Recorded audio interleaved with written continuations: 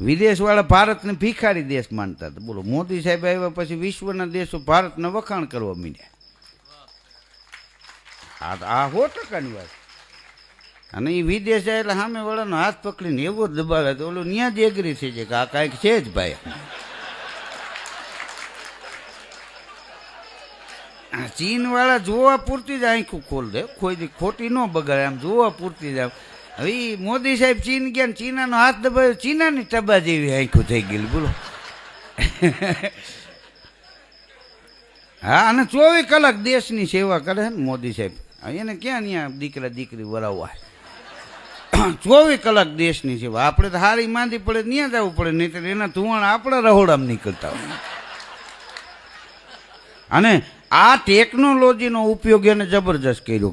નાનું એક ગામડું હોય ને, એ ગામડામાં પણ કાંઈ કામ પાસ થયું હોય ને તો એ ત્યાં બેઠા બેઠા એને ખબર હોય કે આટલા રૂપિયા જ આમાં વપરાવવા જોઈએ અને આ પ્રકારનો જ આમાં માલ વાપરવો જોઈએ. કોઈ વચમાંથી આઠાના ખાઈ ન હોગે.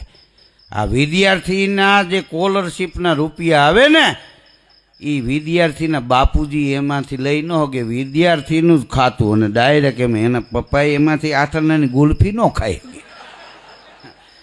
હા, આ મોદી સાહેબ છે. બોલો, અન્નકૂટ જેમ મંદિરમાં ધરાયું હોય ને એવું રાજ હલાવે છે. હંધાય દર્શન કરે, કોઈથી અડાય નહીં.